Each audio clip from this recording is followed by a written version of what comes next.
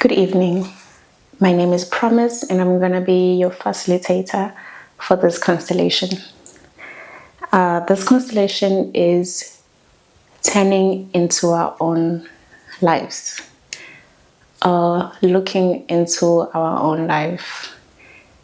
And it's going to also be a very simple constellation that you can follow along in your own time. And again, I still advise that you just watch the whole video and grasp it, and you can then implement it after you've seen what the video is about. We are still gonna I'm gonna use preps. I have my dollies here that I'll be using. But again, you can use anything. You can use stones, Legos, or any other things. You can use crystals, shells, etc. I'm using these dollies because they're so cute, and yeah, it's easier for me to imagine to constellate with these, especially online, and it's easier also to use with clients as well. Okay, so we're gonna start by grounding ourselves, or at least grounding myself, because I also need to be grounded for me to do this work. And as always, grounding means being comfortable where you are. I'm always in the floor, so I need to be careful that the mic is not interrupted, that I'm being clear, audible. Okay,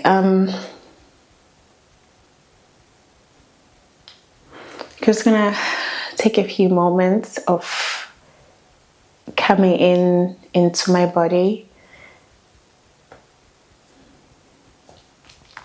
and staying with the topic of this constellation, which is turning into our own lives.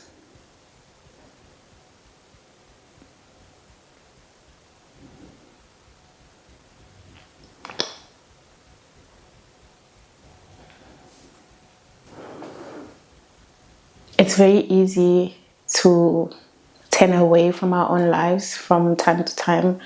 Sometimes, for most of the time actually, it can be easy to look into what we want or what we wish was, or to look into what we perceive as wrong in the world or in other people, or to even look into our own faults, our own shortcomings, or our own so-called dark sides. It is very easy to turn to everything else, but to turn into our own lives. And by our own lives, I mean the present, turning into the present. Of course, everything else that's around us it's what our life, it makes part of our life. It's like a puzzle, and everything else is part of our lives. But when we turn away from the present, from the now, from what is in our life now, we usually live, actually not usually, most of the time we then live in a missed opportunity, so to speak.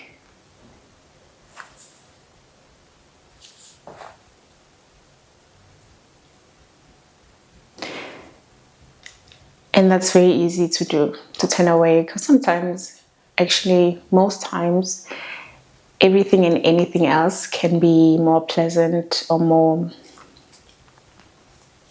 attention grabbing than our current life, or than our normal now moment, our present moment. So now we're going to be doing a little piece of turning into our lives, or rather a reminder for us to take with, to be reminded how do we turn into our own lives, and to use this practice in times where we can see that we are shifting too much into everything else. Okay, we're now gonna begin. I'll bring up my preps. I'm not even sure how many preps I would use. I'll just take 4 for now. Okay. I hope everything is clearly visible.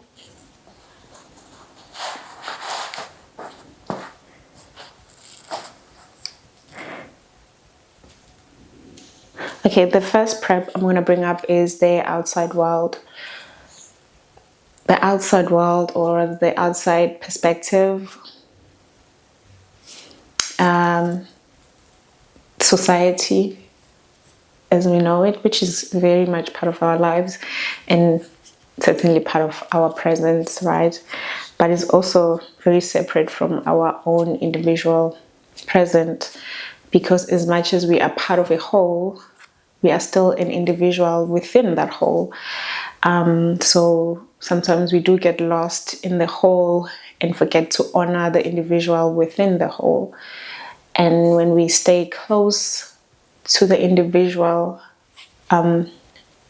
within the whole, then we're able to be part of the whole fully. To not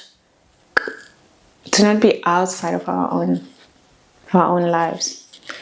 Okay, so this is the whole. I'll now just call it that.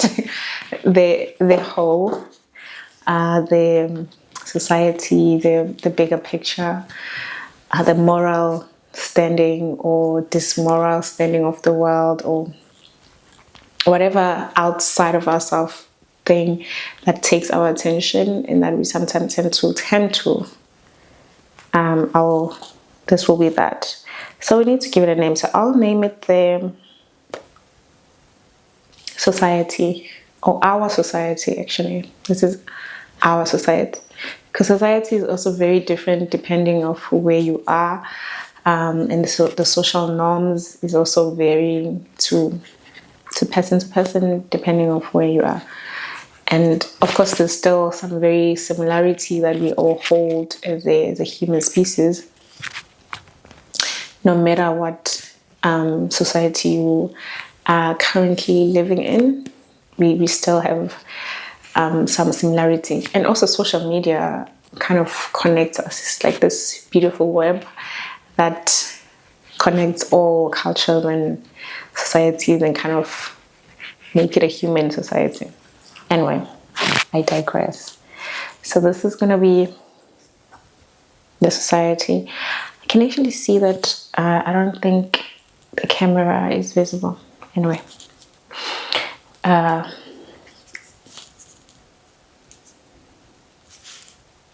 So this will be, now coming back to us, this will be our past.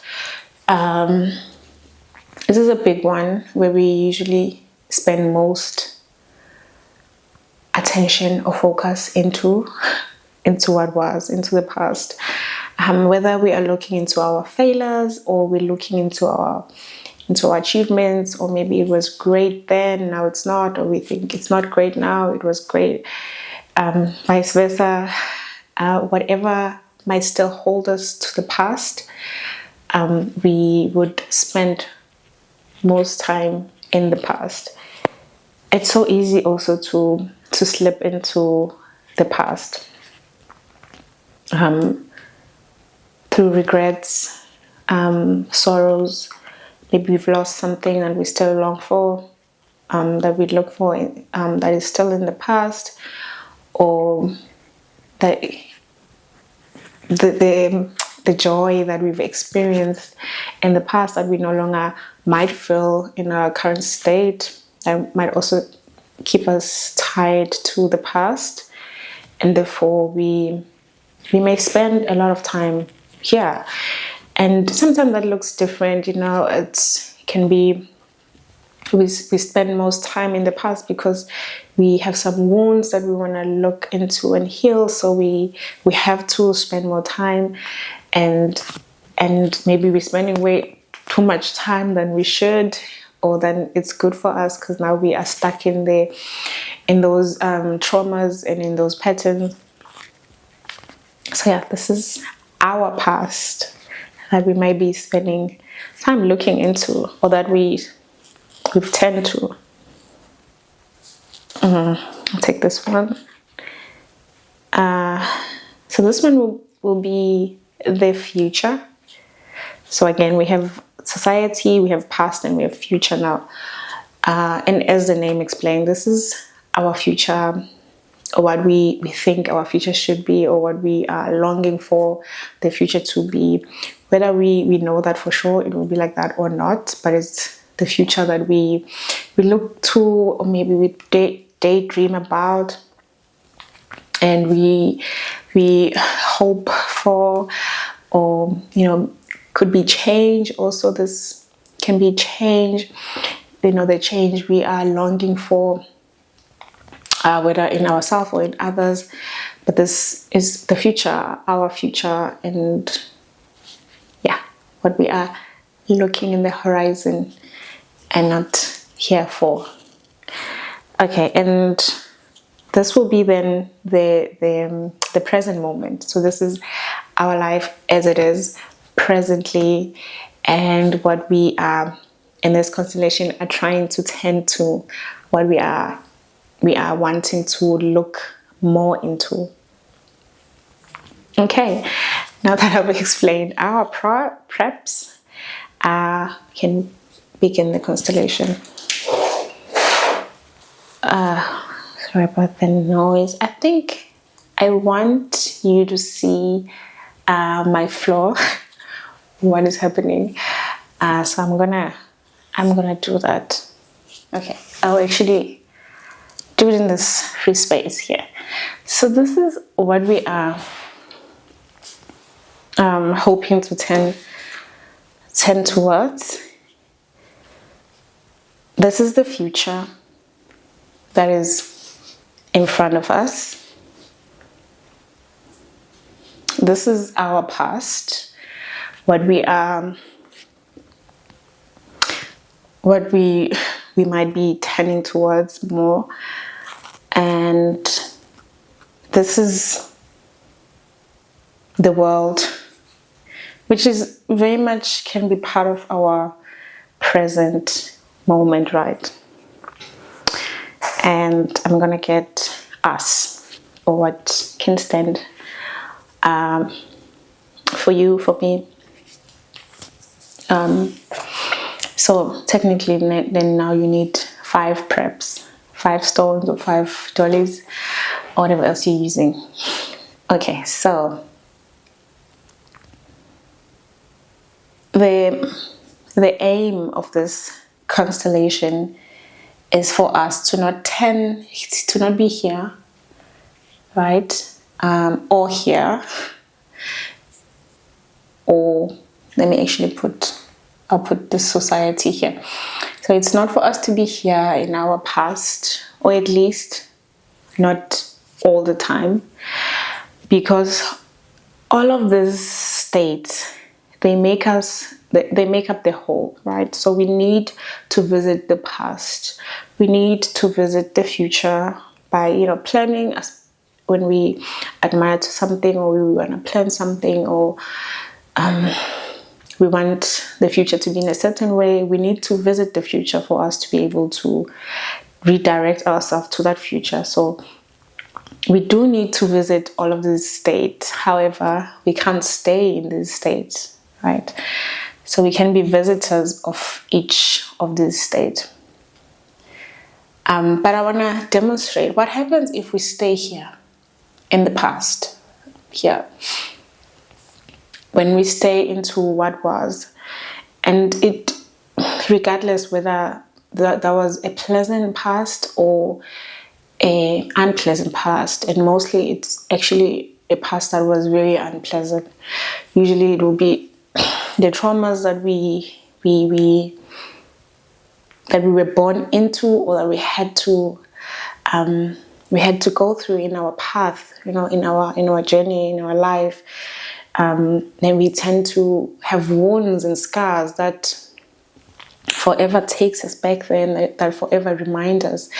And we can spend so much of our time in here just looking into the past, like head on, like this, just staring into what was, or what was hurting us, what was so painful, the pain, the hurt, the triggers, and all of that, and not be even have a clue of everything else around us, let alone the present moment. But I mean, not even be clue that there's always a future that comes, and there's other people around us. There's our society, or others, the whole picture, and we are within the whole picture. When we stay there, when we stay in any of those three, really, we can't make space for anything else.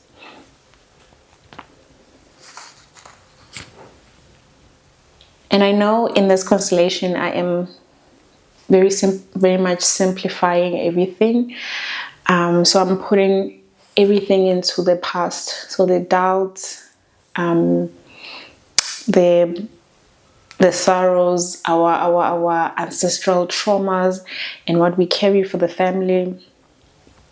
All of that is what we have to look behind, right? What we have to, face and look away from our present, look away from what is now, and in a way make that our now, our now present moment. I'm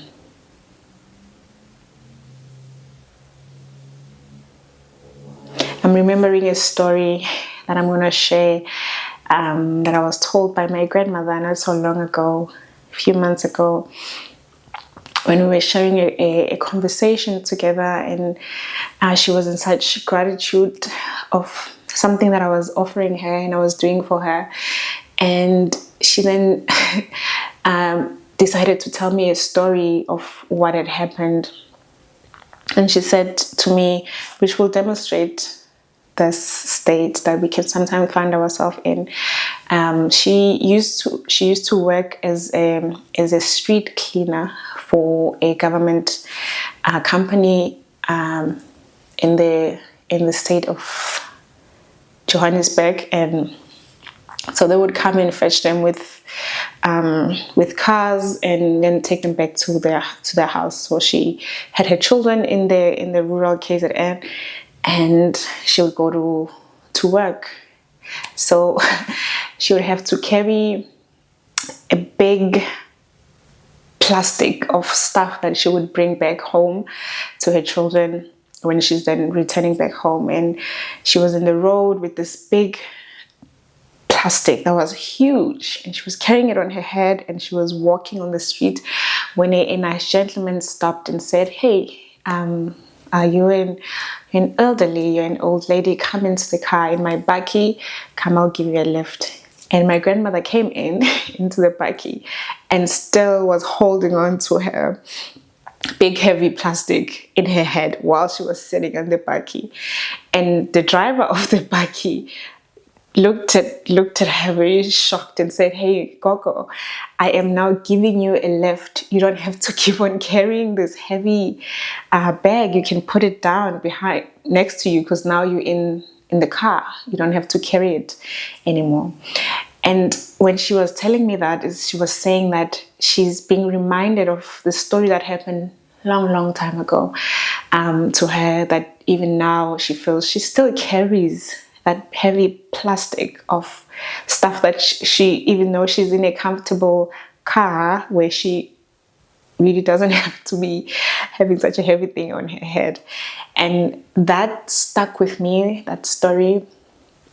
It stuck with me because I realized in myself how I have carried some things when it was really not necessary for me to carry anymore, where it didn't make sense, because using the story, the analogy of the story, because I was already in a moving car.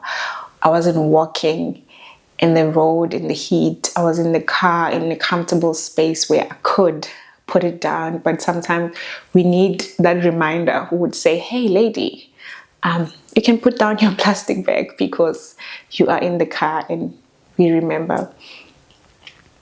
And whenever I think of carrying stuff from the past, I think of that now. And some of the scars will never ever leave us in our body, right? And they're there for the rest of our lives, really. I mean, I guess now with this day and age, you could laser scars out, but I have scars in my body that I've gotten as a child, falling on trees, etc., that forever are in my body, and I had them when I was a little girl. So the scars of traumas, the scars of pain, even the scars of love and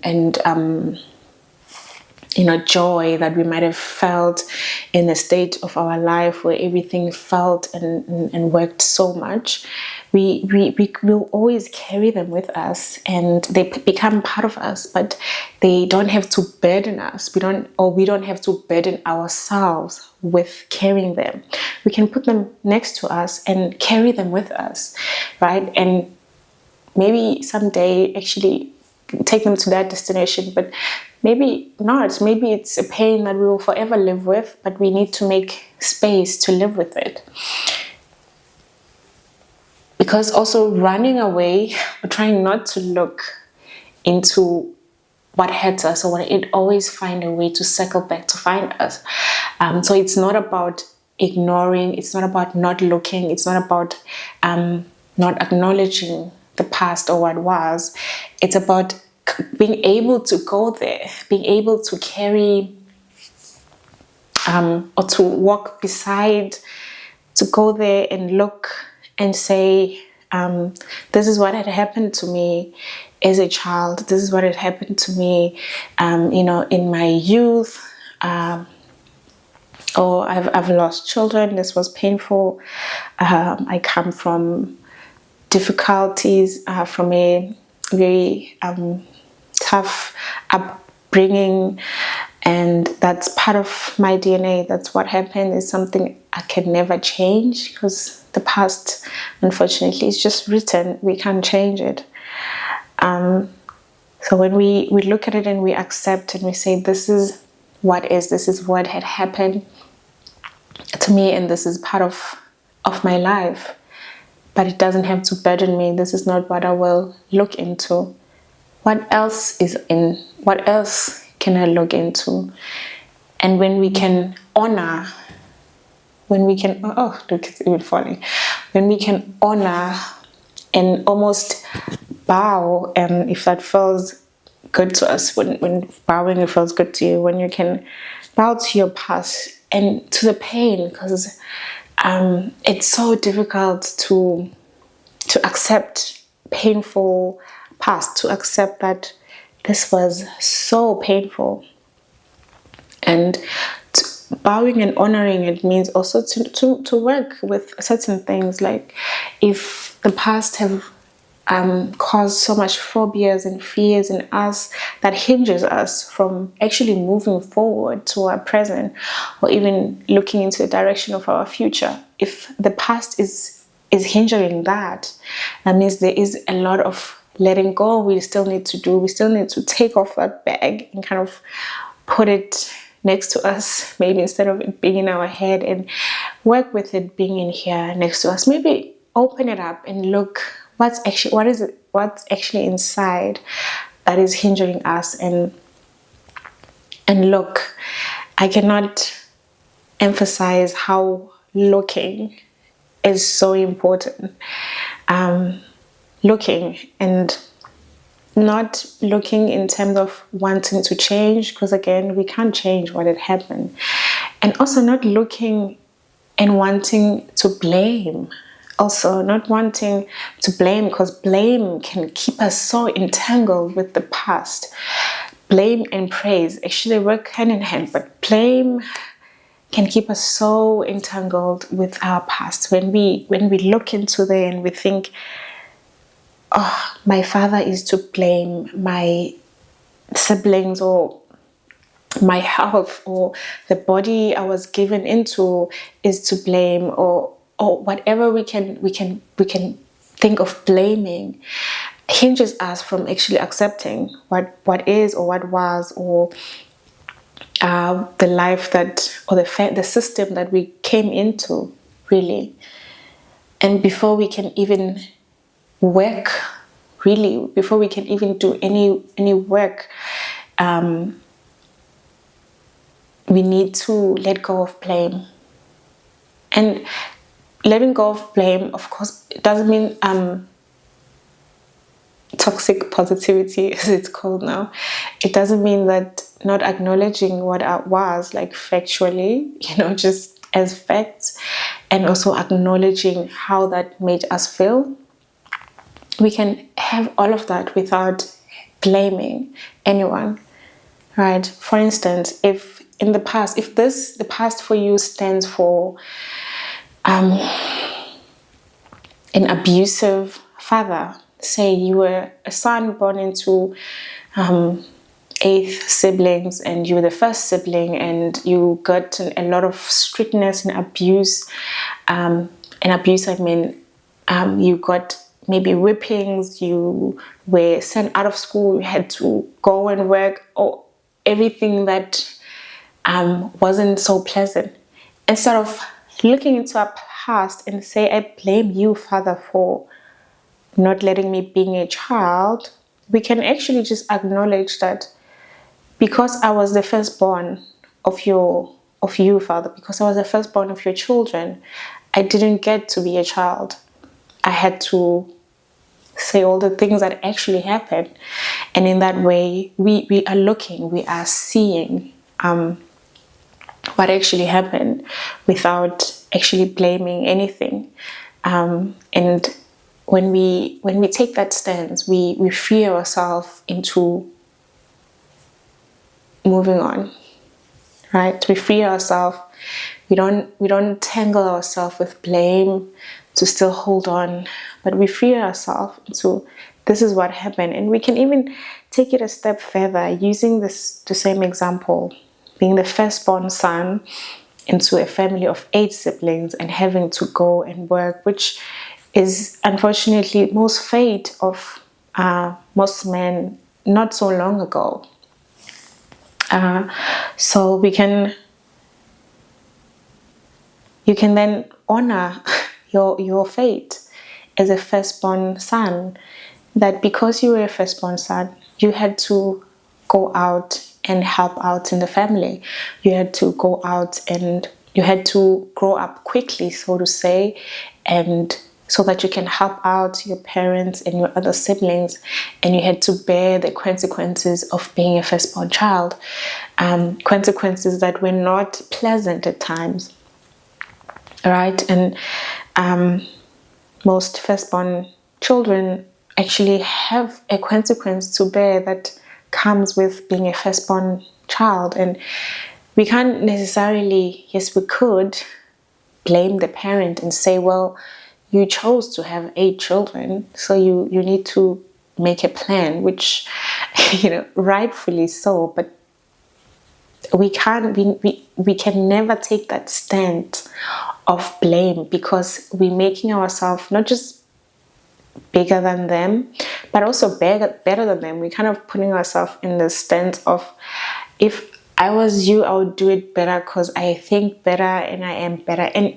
even if we truly think that's true, I would still suggest that you don't take that stance, really. And because that is giving everyone dignity of their lives and their choices, and to also give them dignity to deal with their own consequences, right? They will have consequences, and the consequences for them would be that this son left the family and never returned because felt such hostile from the family, from the father, and the father lost their son. That's a consequence the father has to bear for what he had to do to the son, and that's his work. Now, that's not the son's work. Anyway, I digress. Let's come back here. So whatever this represent for you, whatever the past that you are still staying on represent for you, honor it, truly honor it, and look at it. Look into what is keeping you here. Really look into that. Honor it and honor your fate, your own fate, because this is your own story. This is what you had to go through.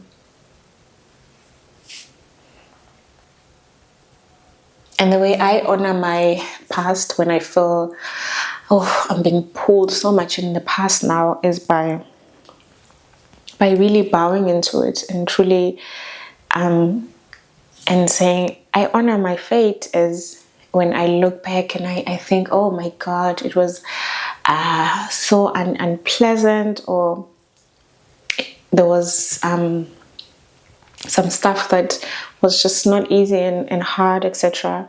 I look at that and I honor my fate and I think, whoa, that was quite a life. And I remember one of my elders actually, when I was having trouble with being in my life now and I was staying so much in the pain of my past. I'm also a firstborn daughter, and there was a lot of saying that my fate wasn't so pleasant about. But anyway, I was talking to this elder and he said to me, when I have it here. Excuse the noise. When this pot is made, it has to be put in boiling fire. So the women back in the days, I don't know now, but back in the days, the women were the one that would make these clay pots, and they would have to be prepared for 7 days. They have to be pure and not even interact with the men, and wake up early in the morning and go in and make this. And they would put it into, mold it up, put it in a fire a little bit to make sure it doesn't crack, and everything is so timely, but it has to go in so much intense fire. I think gold, etc., every other thing, really. And so the elder is saying, like, once this is done, once this is now out of the fire, the fate of this pot, of this clay pot, is to go through the fire for it to become the clay pot. Once we start accepting our fate and say, the fate of me to be promised was to go through my fire, this kind of fire, and it made me, it strengthened me to be promised. Yes, maybe there was other ways I could have became promised without any fires or rains or whatever, but then that would have been my fate and my path. But this was my fate and my path, and looking at it like that helped me in that time of my life to look into my life and to think, that was my fate, and it's a fate I don't even have a choice to accept or not. I kind of have to accept it for me to move on. And when I then started to turn around a little bit, to look and to think, actually, things are going so much okay in my life. They're okay. I'm not in the fire anymore. I'm out. I'm a functional, well, I'm a clay that is out of the fire, and I didn't crack and break by the fire, right? I survived the fire. Not all the clay pots are going to survive the fire. I'm using a lot of metaphors, and that's how I work. That's how I always use a lot of metaphors. So I hope you are following along with me. Anyway, okay. Now, we're gonna move into the society. So sometimes we're not spending time in our past, or in the future. We are spending time into everybody's business, everything else, right? We are spending so much more time than we should into the worldview, the rights and the wrongs of the world, and the shoulds and the shouldn'ts, and how people should be conducting themselves or not conducting themselves. We spend way too much time in a world outside of ourselves in the whole. And although that is very much needed in very, very small, tiny, tiny quantities, right? Because we need to spend time in the whole, right? But in very small quantities, because then we take away from our own life, really. And I find that now, especially with social media, and I'll use myself as an example, I spend a lot of time outside of my own life, literally by scrolling, or rather, I used to. And we can get lost so much in the outside world. We can get lost. It's so much easier these days, right? And that's just not the only way we get lost in the outside world. Sometimes it's literally by being so invested in how, our children should be living, or how they are doing things wrong or right, and or our parents or our friends, or the person we saw on Instagram, how, or a someone on the television, a soap opera show, how we can get sucked into the outside world, fully sucked in, that we're not here in the present. Then we even forget our own practical responsibilities that we need to tend to, in order to live our life more successfully, so to speak. For example, if we need to wake up and clean our environment, or do our work that we signed up for, and we get paid for or not, or take care of our children lovingly without being so out in the world. I felt this is our generation's trap hole, where everybody is spending life outside of themselves, too much into the world, into everyone else, into everyone else's business. And again, we have to, in order to learn, to grow, to be aware what's happening with our lives, to go out of our own life and to listen to friends, to be with friends, with family, and to listen, to not be in their life, right? To not bring their life to our life. Now we're thinking about their problems and we're trying to solve their problems. Now we're trying to not be any of that, but to go in and be in communion. Of course, we need that, right? But we don't need to so overly stimulate ourselves with the outside world. And I think everyone can already tell how much better we could be if we could just spend a little bit of time in the outside world, but then come back to our own world, come back to our own cocoon, right? Technology has given us so much, so much. I am in deep appreciation of technology, of the life as we know it, because it is so much better, right, than we had it even 20 years ago, right? When I was growing up, life wasn't this simple in your fingertip.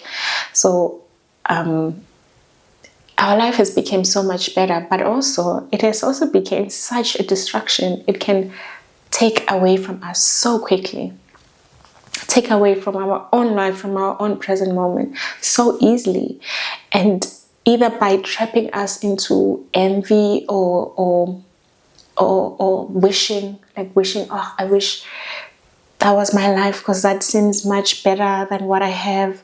The comparison is right, and or if it's not the comparison, or the blaming, or the ridiculing of another person, and thinking, oh, how could they're so shameful, or anything but to keep us in our own life, really. And society can also stand for people that we actually know, right? Sometimes we have parents, and this can also be tied to the past, where we spend so much in their life now, blaming them or trying to run their lives, really, and running anyone's life, right? And not turning into our own lives, right? So it's very important. I would say it's much better to be in the present moment, to come here with reverence, with humility, and remembering your smallness in the bigger picture. And I like to keep this smallness in me at all times, really, to be reminded of my humility, that I'm just a small piece in this big, big, big, big puzzle, right? And not to go out in the world and try to be big, or try to judge, or try to be envious and to feel that should be me. Or I can take inspiration. I appreciate the elders or the wisdom from actually any age that I've found out in the world. I appreciate being with family members, with friends, with being with life outside of my own life. I appreciate that. I need that, right? I need that. And then I listen, I share, and then I go back to my own life, right? And I think one of the best advice I've ever gotten growing up was never to give advice or critique if if no one asked you. Don't give an advice. And sometimes it's very, very, very easy to give advice, unsolicited advice, unwanted advice, because most of the time, truly, when you are with a friend, let's say this represents a friend or your mother or whatever, when they just talk to us, most of the time they actually just want us to listen. They just want us to take it in, to hear them. And we don't listen to each other anymore without jumping into, what I think you should do, or what I think you should read, or you should, do this. And if we just listen and give them the dignity of their own lives, that they can make their own choices, that they can obviously think for themselves and do their own choices, unless, of course, someone asks you, like, what would you do, or ask for an advice. Then, of course, if we have any to give, then we can share. But giving people reverence to their own life is very, it's a very big task that I know I've struggled with, especially when I feel I'm right, or when I feel I'm giving help.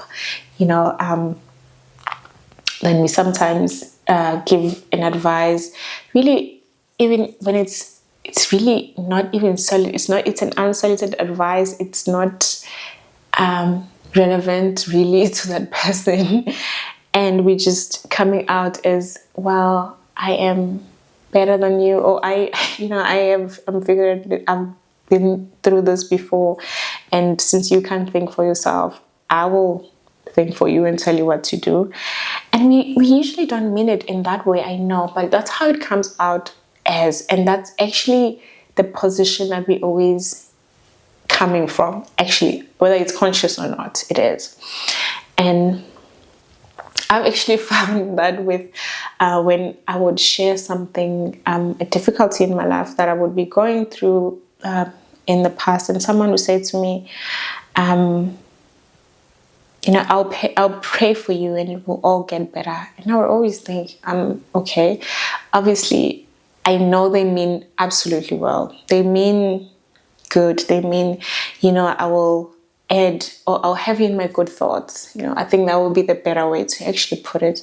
Or I would have you in my good thought. Oh, wow, I hear you. And this sounds very difficult. But to come from a stance of saying, I'll pray for you and it will get better. It means I have such powers, or such, I don't know, such, strength that you're clearly not having, and you clearly cannot pray for yourself or save your own self at this point. And I'll do it for you, and don't worry, it will be no. We don't do that. We listen, we hold compassion, and we listen lovingly, loving kindness, and listen with compassion. And we maybe can ask, is there anything I can do for you? This is very difficult, I can hear. And most of the time, actually, they say, no, just listening. This just listening to me already is doing something. So we already are giving. Anyway, I've covered, this is standing up for so many things, from social media to our friends, our family, our children, but it's standing for the world outside of ourselves, all of it, all the world that is outside of ourselves. And we can take this apart. If in your life you really need to have more of this, maybe have family, friends, social media, and all the fields of the outside world that seems to draw you and seems to take all of your time.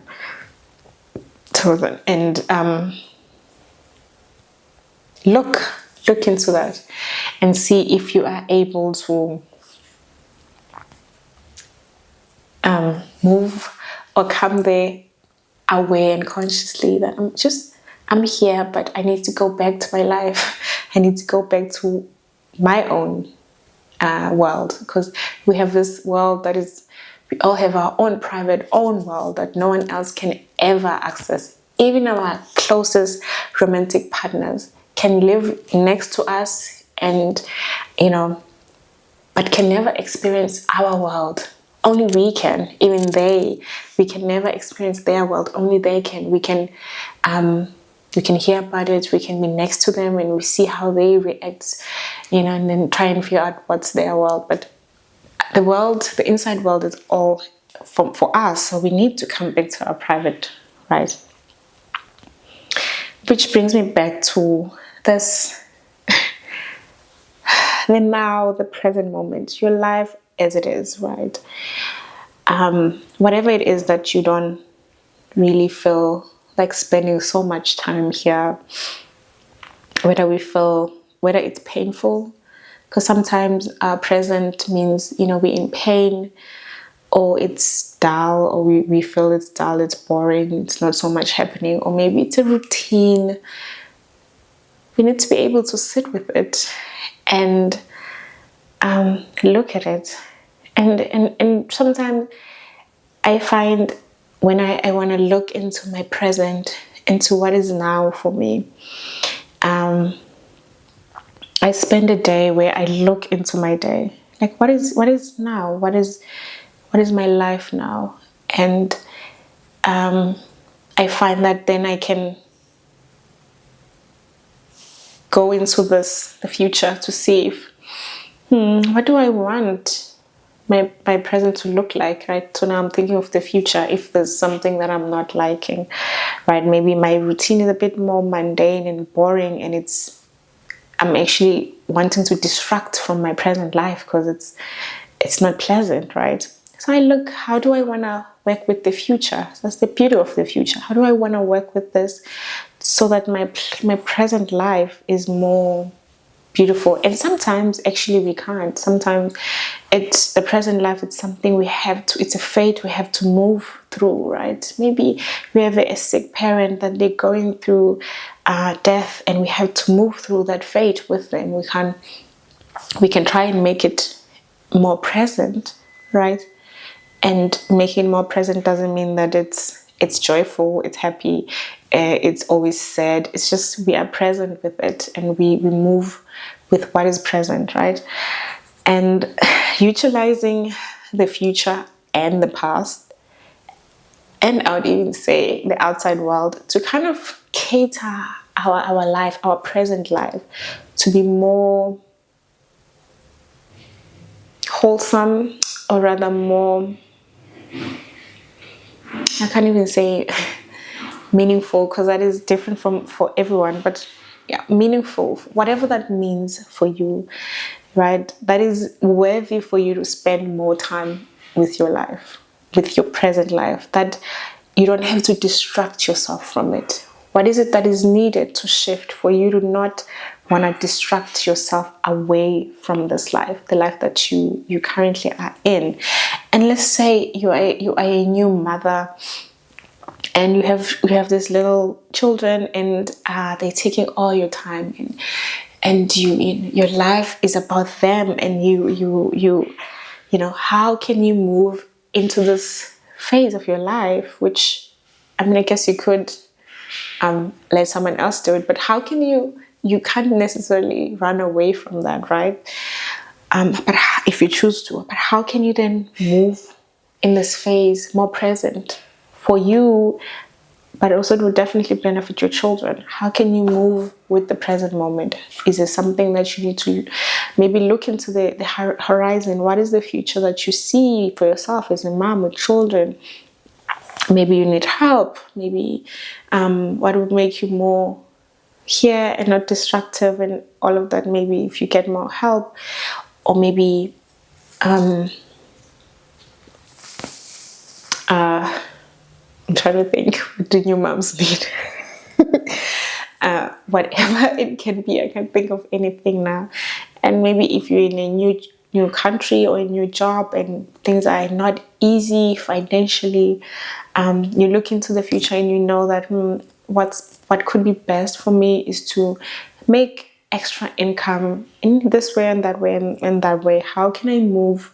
How can I utilize the future to move presently in my life right now, in my present moment, to be here and to be able to be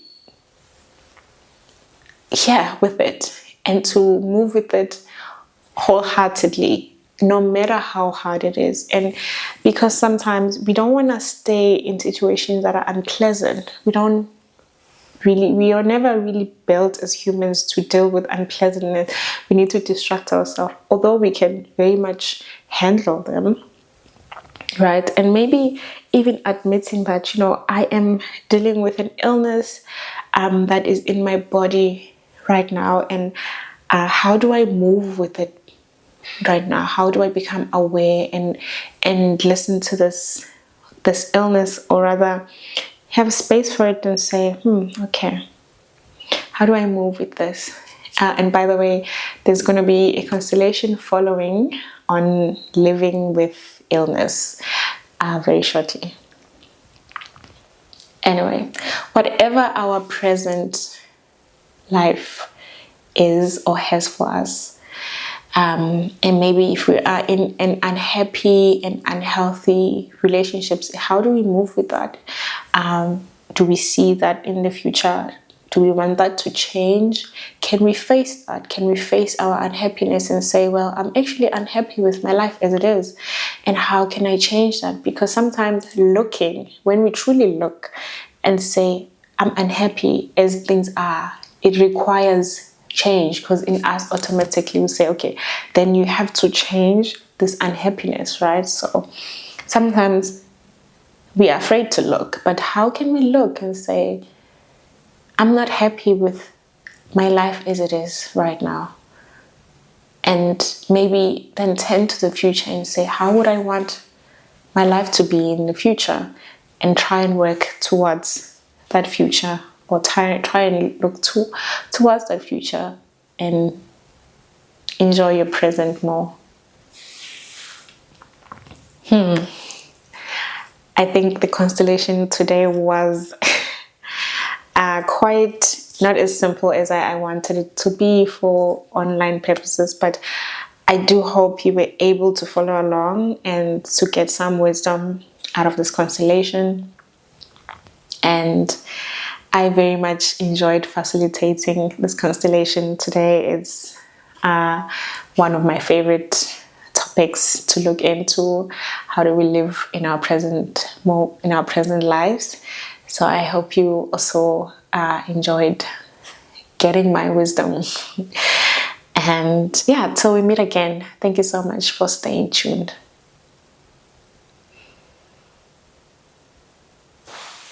Okay. We are now done with you, bunnies.